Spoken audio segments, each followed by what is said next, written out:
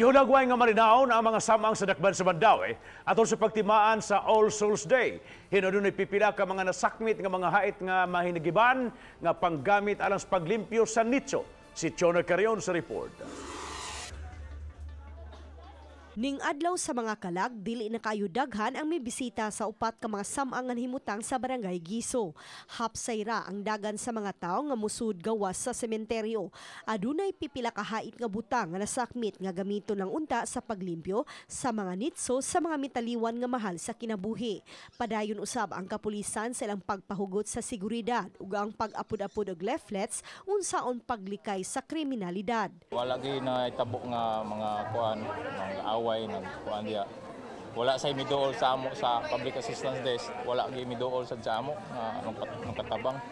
So nakuan gyud niya peaceful ra gyud ang pagsahulog sa kalagkalag.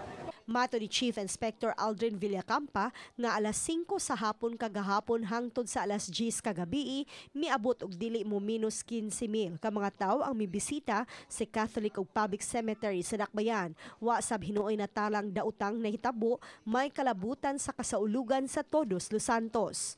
Sa pagkakaron ang volume ari na sa hapon kay init kay ni ka buntag ni kahapon wala init diyan ang volume sa tao. Wasay natala nga vehicular accident sa mga sakop sa team palibot sa mga sementeryo. Gipahibaw ni Glenn Antigua ang hepe sa team nga pagbuksan na nila ang mga karsada palibot sa mga samang alas 12 karong tungang gabi. Until karong 12 midnight. No, kay mora may atong kuan sa atong kuan but Saturday ug Sunday ato gyapon monitorin ang kining Menteryo kay expecta ang katong mga nanglarga sa probinsya mo ni iting dagkot po nila dire sa sementeryo. Chona Carrion, Balitang Bisdak.